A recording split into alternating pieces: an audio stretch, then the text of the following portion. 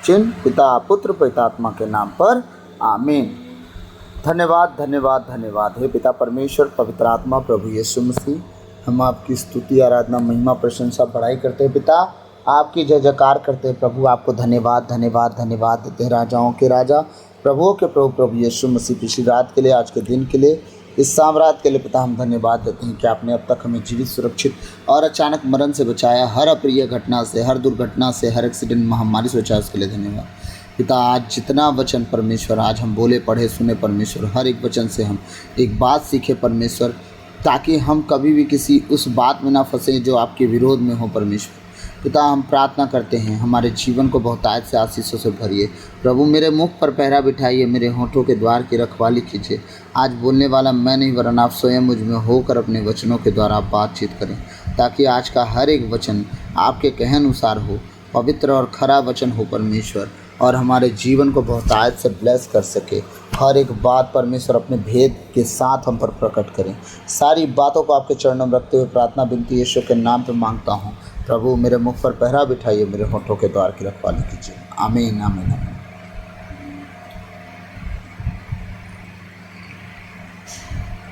Hallelujah.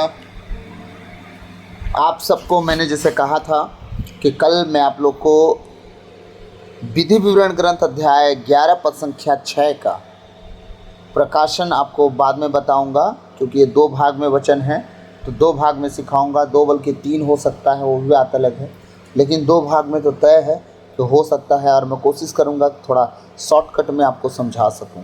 विस्तार से समझाऊंगा तो थोड़ा लंबा हो जाएगा। हालेलुया। तो हमने क्या पढ़ा था?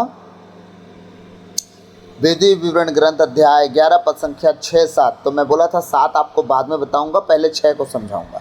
तो क्या उसमें लिखा था? पहले 5 से पढ़ूंगा। तुमने देखा कि यहाँ तक पहुँचने से पहले उसने उजाड़ खंड में तुम्हारे लिए एक क्या क्या किया, बहुत कुछ किया। तुमने देखा कि उसने रूबेन वंशी एलीआब के पुत्र दातान और अबीराम के साथ क्या किया। यही चीज़ आज हम जानने वाले हैं कि परमेश्वर की आज्ञा टालने वाले, परमेश्वर के अगुओं के खिलाफ बोलने वाले, उनके खिलाफ भुनभुनाने वाले, आज सब कुछ जानने की हमें ज़रूरत है और हमें जानना भी चाहिए। जब पृथ्वी फट गई थी और उसने उनके परिवारों को, उनके तंबुओं और उनके सर्वस्व, मतलब चाहे भेड़ बकरी गाय बैल ऊँट गधा खाना पीना सब कुछ, सर्वस्व को भी इस्राएलियों के देखते देखते कौन? धरती निगल गई, मतलब मुँह खोल के उन्हें निगल गई। अब इन सब बातों को अगर मैं आपको ना बताऊं तो क्या पता आप इस पर ज़्यादा गौर ना करें, क्योंकि आज हम बाइबल तो पढ़ते नहीं हैं, तो ज़्यादा ध्यान देंगे क्यों? हाँ, कभी कभी हम बाइबल पढ़ते भी तो हमारे सर के ऊपर से निकल जाता है। इसीलिए मैं चाहता हूँ कि आज मैं आप लोग को थोड़ा सा एक्सप्लेन करूँ, इस वचन को बताऊँ कि आखिर ये वचन कहाँ मिलेगा आपको, कैसे मिलेगा आपको, और जानना चाहिए कि नहीं जानना चाहिए। ये सारी बातें आपको मैं बताना चाह रहा हूँ। Hallelujah hallelujah. तो आइए हम वापस जाएंगे, थोड़ा सा पीछे जाएंगे, ठीक है। अगर इस वचन को हम देखना चाहेंगे कि कहाँ पे दातान अबीराम के साथ जो हुआ वो कहाँ हुआ, कैसे हुआ, तो हम जाएंगे गणना ग्रंथ अध्याय 16, गणना ग्रंथ अध्याय 16 पद संख्या 1 से लेके 5 और 25 से लेके 35 तक हम देखेंगे। हालेलुया। आखिर 25 से 35 में बाद में इसलिए दिखा रहा हूँ क्योंकि जो बातें हुई हैं उसका जड़ तो हमें पता होना चाहिए ना, तो जड़ में पहले आते हैं। तो हम गणना ग्रंथ अध्याय 16 निकालेंगे, पेज नंबर 190 पे मिलेगा पुराना विधान में। हालेलुया। प्रभु का वचन कहता है 105 में, कोरह दल का कोरह दल का विद्रोह, ठीक, इसका शीर्षक है। अब हम आगे बढ़ेंगे। लेवी के वंशज कहात के पोते, किसके पोते? कहात का पोता। कहात कौन था? दादाजी, ठीक, उसका पोता इसहार के पुत्र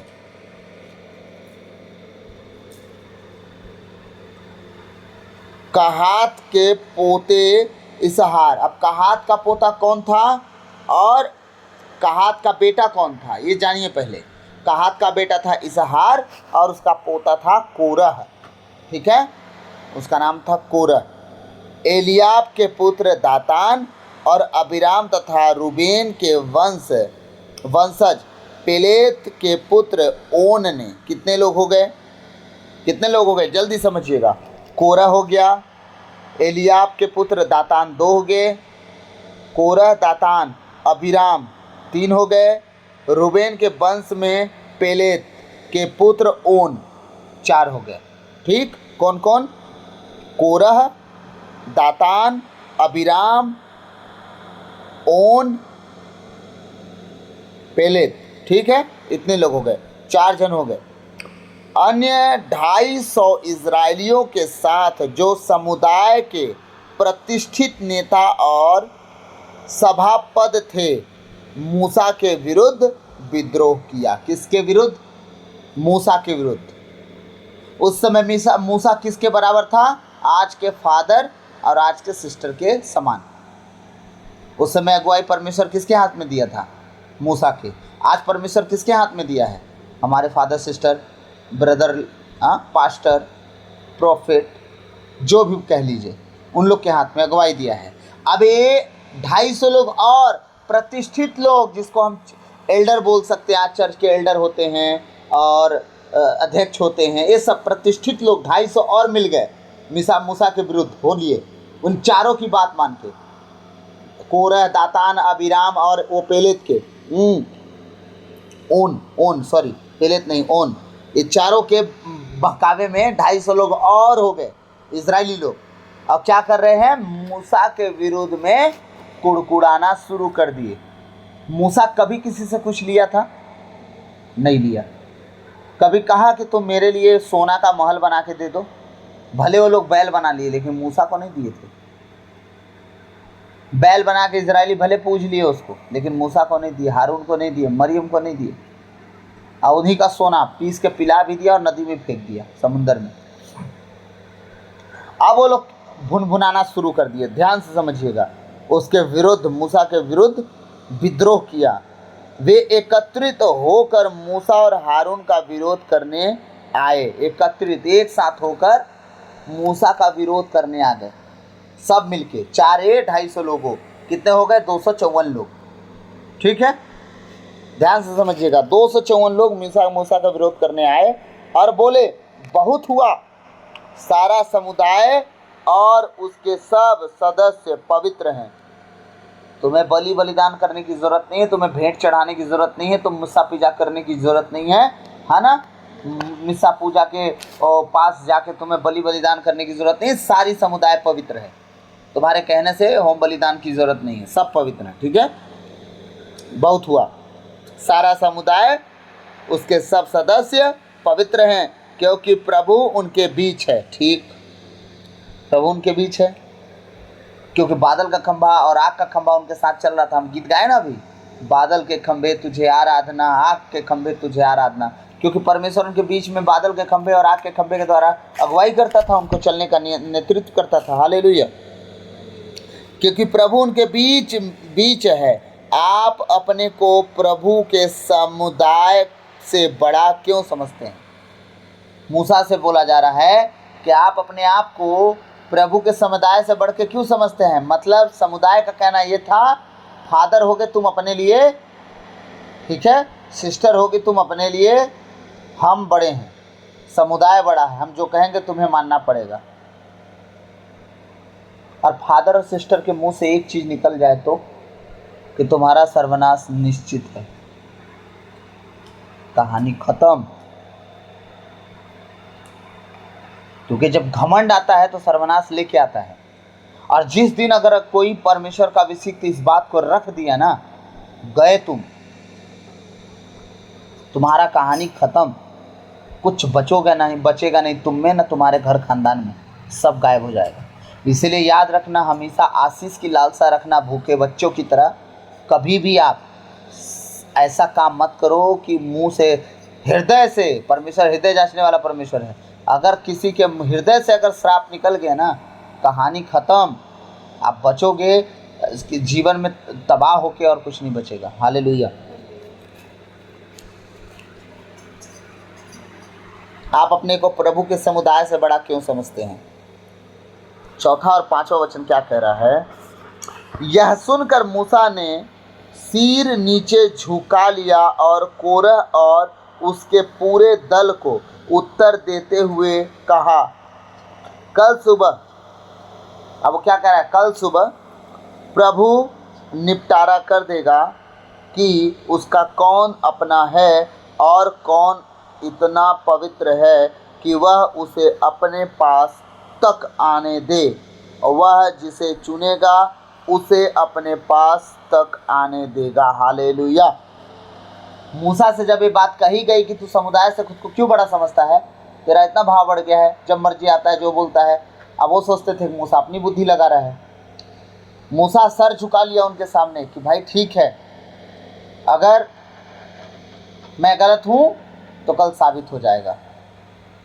परमेश्वर के सामने फिर कौन पवित्र होकर ठहर सकता है, कौन अपवित्र होकर उसके सामने जा सकता है। फिर तुम ही लोग जाना परमेश्वर के सामने बात करने, क्योंकि परमेश्वर तो तुम लोग को बढ़िया से बुला के बैठा के पूछता ही होगा कैसे हो तुम लोग।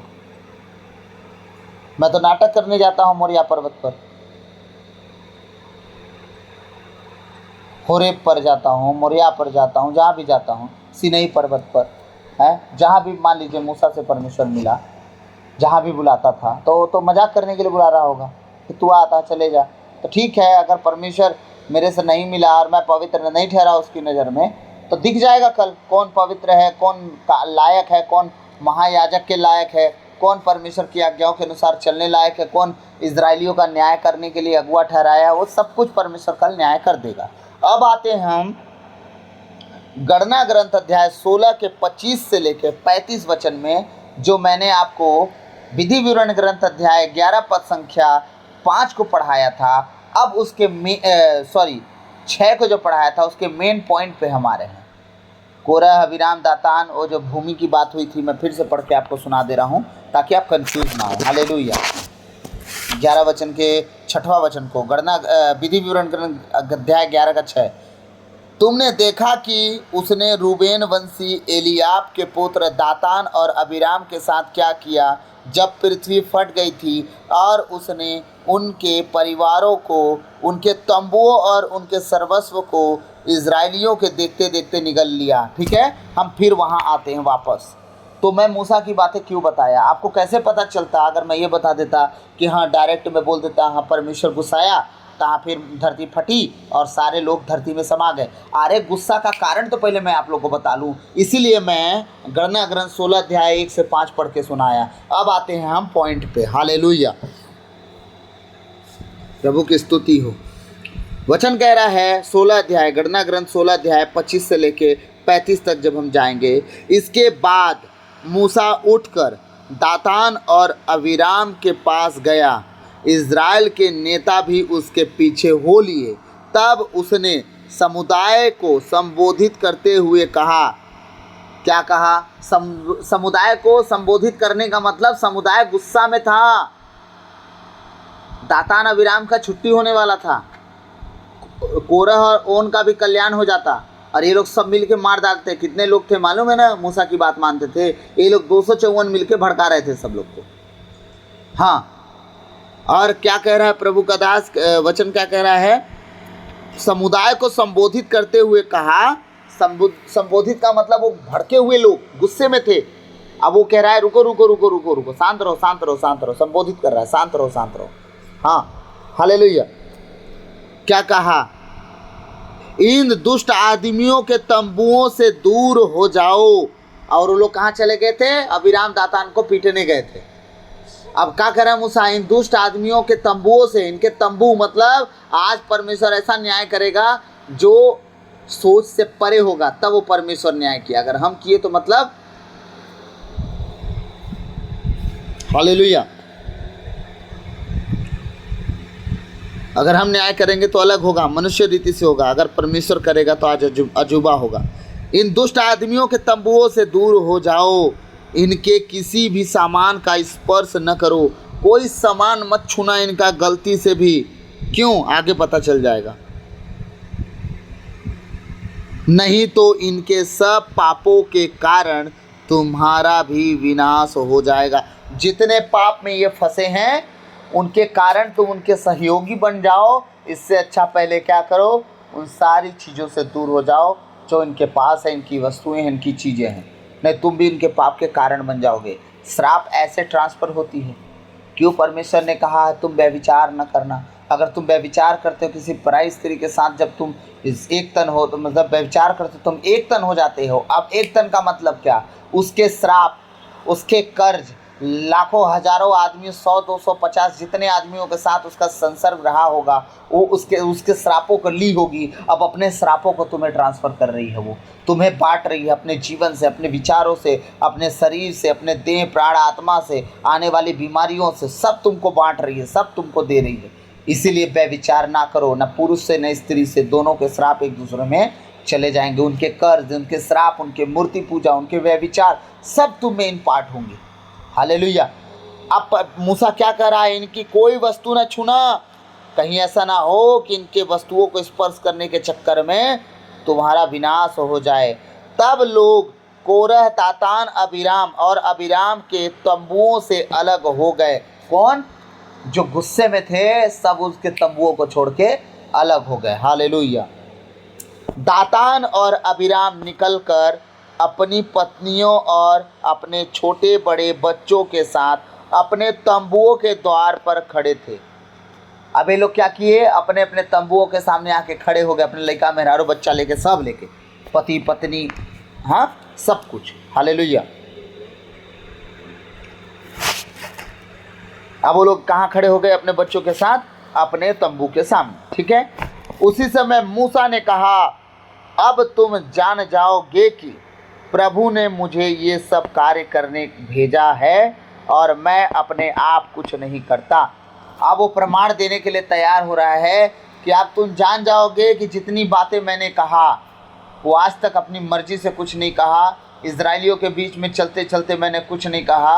आज तक सिर्फ और सिर्फ परमेश्वर के वचन के अनुसार चल के कहा। हालेलुया। यदि इन लोगों की मृत्यु अन्य लोगों की तरह हो जाए और इनका भाग्य अन्य मनुष्यों की तरह ही हो, तो देखते जाइए क्या कह रहा है, तो समझो कि प्रभु ने मुझे नहीं भेजा है।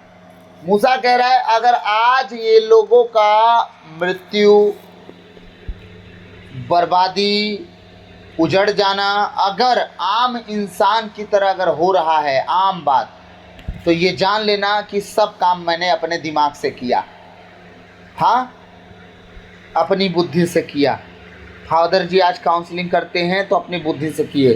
परमेश्वर उन्हें कोई शिक्षा नहीं दिए बाइबल से, वो बस आए हैं मुँह उठा के और आके बस शिक्षा देना शुरू कर दिए। पूरी ज़िंदगी प्रभु को ऐसे ही समर्पित कर दिए, बिना पढ़े, बिना लिखे, बिना जाने, है ना। उन्हें कुछ नहीं पता कि क्या होता है बाइबल का मतलब, वो आके शिक्षा ऐसे ही बांट रहे हैं। हालेलुया। कह रहा है यदि इन लोगों की मृत्यु अन्य लोगों की तरह हो जाए और इनका भाग्य अन्य मनुष्यों की तरह ही हो, तो समझो कि प्रभु ने मुझे नहीं भेजा है। अब 30वां वचन कहता है, परंतु यदि प्रभु कोई असाधारण कार्य करे, ऐसा कार्य जो आज तक किसी ने सोचा भी नहीं था, अगर प्रभु ऐसा कुछ काम करे, असाधारण काम करे, और पृथ्वी, अब देखिए वो चिन्ह भी बता रहा है, असाधारण कार्य में इतना भयानक काम बता रहा है कि पृथ्वी अपना मुंह खोलकर इन्हें और इनका सारा सामान लील जाए तथा ये जीवित ही अधोलोक में उतरे, तो तुम जानोगे कि इन मनुष्यों ने प्रभु का तिरस्कार किया है, मूसा का नहीं। तुमने प्रभु का तिरस्कार किया है सब बातें बोल के। क्यों? मैं अपनी मर्जी से थोड़ी चल रहा हूँ, मैं प्रभु की मर्जी से चल रहा हूँ। अगर तुम प्रभु की मर्जी से मैं चल रहा हूँ और तुम तिरस्कार करोगे, तो तुम मेरी मर्जी का तिरस्कार नहीं, तुम प्रभु की मर्जी का तिरस्कार कर रहे हो। इसलिए मूसा चिन्ह ठहराया कि अगर धरती फट गई और इनका तंबू, इनका सारा सामान, सब कुछ अगर वो लील जाए, जीवित ये आदमी बच्चे सहित अधोलोक में उतर जाए, तो जान लेना मैं अपनी ओर से कुछ नहीं किया, सब परमेश्वर की ओर से हुआ। उसके मुंह से वो बात निकल गई। और क्या हो गया? मूसा जैसे ही यह कह चुका, 31वां वचन कह रहा है, मूसा जैसे ही यह कह चुका, उन लोगों के नीचे की भूमि फटी और पृथ्वी अपना मुंह खोलकर उन्हें उनके परिवारों सहित निगल लिया। धरती, वो बोल ही रहा था, बातें खत्म हुई ही थी, धरती सच में खुल गई वो चिन्ह के अनुसार, और पूरी परिवार के साथ धरती उन्हें निगल ली। यही नहीं, अभी और बात बची है। यही नहीं, उनके सारे सामान के साथ कोरह के दल वालों को भी, कौन, किसको? कोरह के 250 लोग जो उनके बहकावे में आए थे। हम पहला वचन 16 अध्याय का पढ़े ना, उसके साथ 250 लोग भी जो उसके बहकावे में आए थे। क्या हुआ?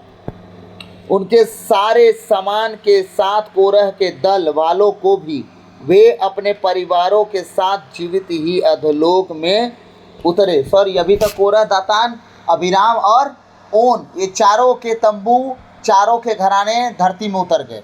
ये लोग बहकावे में जो आए थे। अब आगे बढ़ते हैं। वे अपने परिवारों के साथ जीवित ही अधोलोक में उतरे। उनको निगल जाने के बाद पृथ्वी का मुंह फिर बंद हो गया। इस तरह समाज से उनका विलोप हो गया। पूरा धरती जैसे मुंह खोली थी, फिर से वो गड्ढा खत्म हो गया और धरती वापस चली गई, और उनके बीच से, उनके उस समाज से उनका नाम लुप्त हो गया, गायब से हो गए। अब 34वां वचन क्या कह रहा है? उनका हाहाकार सुनकर आसपास खड़े सब इजरायली यह सोचकर भाग निकले कि ऐसा न हो कि पृथ्वी हमें भी निगल जाए। कौन लोग हैं ये भागने वाले? वो 250 लोग हैं जो उन 4 लोगों का साथ दे रहे थे। अब भाग रहे हैं कि कहीं ऐसा ना हो उनका साथ देने के चक्कर में पृथ्वी मुंह खोले और हमें भी निगल जाए। इसका मतलब बुराई का साथ आप मत दो, अपनी इज्जत करो अगुओं का। वो किस लिए धरती पर आए हैं, किस लिए आपको सुसमाचार बांट रहे हैं? क्या आपका सर्वनाश हो, आप धरती में समा जाओ? नो, वो चाहते हैं आप अनंत जीवन के भागी बन जाओ। वो फादर, वो सिस्टर चाहते हैं। कभी उनको देखे हैं आपको ये बोलते हो जाओ दारू पी के किसी को मारना, गाली देना, अपनी पत्नी को सताना, अपने बच्चों को खाने को मत देना? कभी उन्होंने बोला क्या ऐसा? इसका मतलब ये है कि वो हमेशा चाहते हैं आपका भला हो। आप जज करते मत फिरो, उनकी कोई भी बात आप अपने हिसाब में मत चढ़ाओ। हालेलुया। क्या पता आपको विरोध लगा हो, किसी को अच्छा लगा हो उनकी बात, तो जिसको अच्छा लगा हो उसको आप गोली मार देंगे। हालेलुया। क्या कह रहा है? उनका हाहाकार सुनकर आसपास खड़े सब इजरायली यह सोचकर भाग निकले कि ऐसा ना हो कि पृथ्वी हमें निगल जाए। प्रभु की ओर से अग्नि आई और उसने उन 250 लोगों को भस्म कर दिया जो धूप चढ़ाने आए थे। क्या करने आए थे वो लोग? अगुआ बनने आए थे। मूसा, हारून, क्या तुम ही लोग हो? हम लोग भी हैं, हम लोग धूप चढ़ाएंगे, तुम्हारी ज़रूरत नहीं है। हाँ, हालेलुया।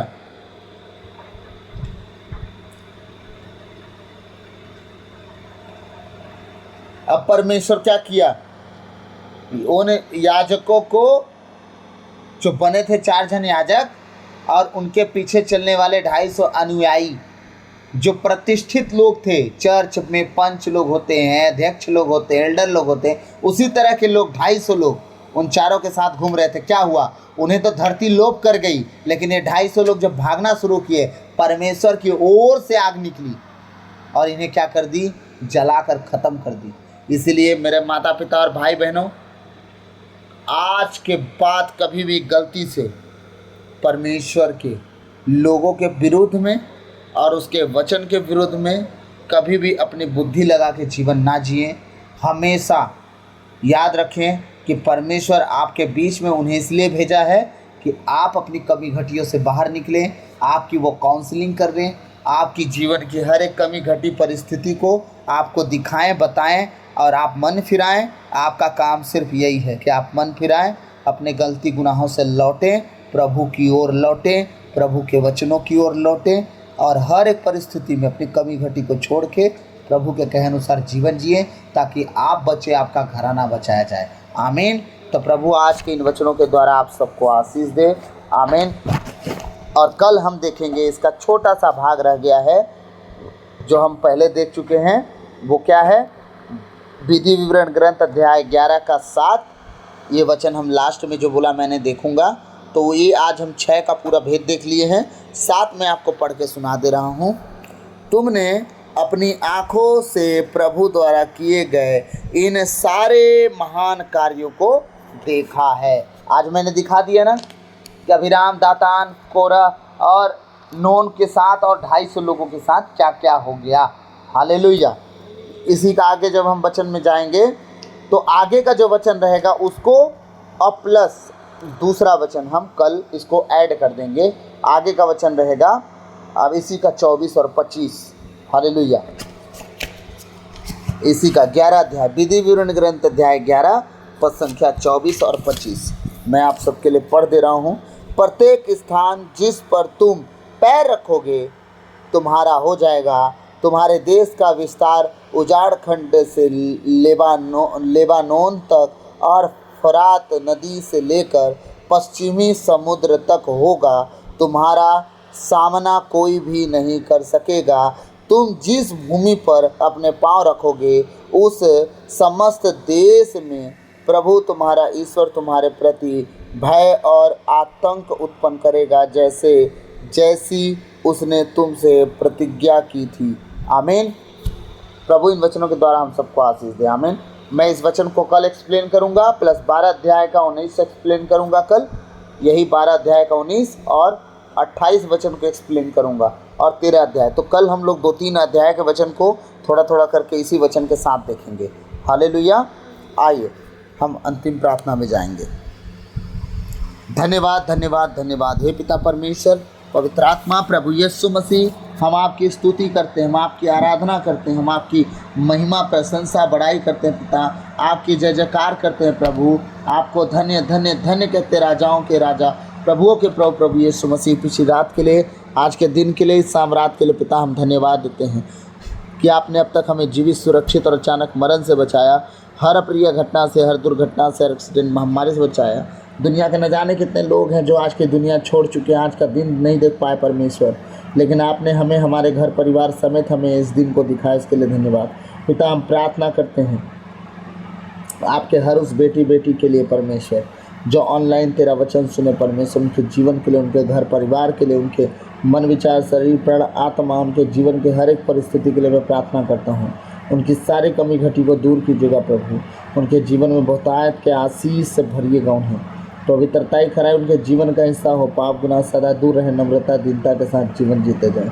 वो बचे, उनका घराना बचाया जाए। हर एक बीमारी, हर एक गरीबी, हर एक लाचारी, हर एक तकलीफ़ें, हर वो महारोग यीशु के नाम से उनके जीवन से, प्राण, आत्मा से ख़त्म हो और ये पाक पवित्र जीवन जी सके और आपके कहे अनुसार जीवन जी सके। इस योग बनाए अपने आप को, अपने इस छोटे से परिवार को, अपने घर घराने को आपके बलवंत हाथों में देता हूँ प्रभु। मन फिराए, पश्चाताप करे और आपके सुसमाचारों में विश्वास करे। सारी बातों को आपके चरणों में रखते हुए प्रार्थना विनती यीशु के नाम पर बाप आपसे मांगता हूँ, सुनिए और दया से ग्रहण कीजिए। आमीन। धन्यवाद यीशु। हालेलुया। प्रभु आपकी तारीफ हो, तारीफ हो, तारीफ हो, महिमा हो, प्रशंसा हो, बड़ाई हो, आपकी जय जयकार हो प्रभु। धन्यवाद यीशु, धन्यवाद यीशु, धन्यवाद यीशु। हालेलुया। प्रभु आपकी स्तुति हो, महिमा हो। आप महान हैं, आप दयालु हैं, अति करुणामयी हैं, आप विलम्ब से क्रोधी हैं, आप दया के सागर, दया के धनी हैं। आप गूंगों को बुलाए हैं, आपने अंधों को दिखाया, आप बहरों को सुनाए, लंगड़ों को चलाए, बीमारों को चंगा किए, अंधों को परमेश्वर दृष्टि दान दिया और मुर्दों को जिलाया आपने। खुदाबंद आपके जैसा न तो कोई था, न कोई है, न कोई होगा। प्रभु आप महान हैं, आप दयालु, अति करुणामयी हैं, आप दया के सागर हैं प्रभु। आपकी स्तुति हो, महिमा हो, प्रशंसा हो, बड़ाई हो। सारी बातों को आपके चरणों में रखते हुए प्रार्थना विनती यीशु के नाम पर बब्दा आपसे मांगते हैं, सुनिए और दया से ग्रहण कीजिए। आमीन, आमीन। प्रभु की विनती, हे पिता हमारे, तू जो स्वर्ग में है, तेरा नाम पवित्र किया जावे, तेरा राज्य आवे, तेरी इच्छा जैसे स्वर्ग में है वैसे पृथ्वी पर भी पूरी हो। हमारा प्रतिदिन का आहार आज हमें दे और हमारे अपराध हमें क्षमा कर जैसे हम भी अपने अपराधियों को क्षमा करते हैं, और हमें परीक्षा में न डाल दे परंतु बुराई से बचा, क्योंकि राज और पराक्रम और महिमा सदा तेरी है। आमीन। क्रूस का चिन्ह पिता, पुत्र, पवित्र आत्मा के नाम पर। सबों को जय यीशु। God bless you all. परमेश्वर में बने रहें, आप बचें, आपका घराना बचाया जाए। तो आप याद रखिएगा, छोटी छोटी बातों में इन सब बातों का ध्यान रखिएगा। आप अपने अगुओं का इज्जत करना सीखिए, परमेश्वर ब्लेसिंग अपने आप भेज देगा। याद रखिएगा, जिन्हें आप देख रहे हैं अगर उनकी आप कदर नहीं कर पाए तो जिन्हें आप देखे नहीं वो हमारे प्रभु यीशु मसीह हैं, पिता परमेश्वर हैं और पवित्र आत्मा हैं। आप जिन्हें देखे नहीं उनकी इज्जत क्या कर पाएंगे, उनकी कद्र आप नहीं कर पाएंगे, और कद्र नहीं कर पाएंगे तो आशीषों को भी कहाँ से पाएंगे। इसलिए जो आपके बीच में हैं, जो आपको संदेश वाहक बने हैं, आपका संदेश सुनाते हैं, आपके लिए वचन देते रहते हैं और आपको प्रभु का मार्ग दिखाते रहते हैं, आपके लिए प्रार्थना करते हैं, आपके लिए वचन सुना के आपको उस मार्ग पे चलाना चाहते हैं जो स्वर्ग राज का है, तो आप अपने जीवन को उनके सामने नम्रता और दीनता से रखें, ना कि घमंड के साथ। तो प्रभु आप सबको सद्बुद्धि दे और आप प्रभु में बने रहें, आप प्रभु के साथ जीते चलते जाएं, ताकि प्रभु आपको और आपके घराने को बचा सके और बहुतायत से आशीष दे सके। आमीन। God bless you. सबको जय यीशु।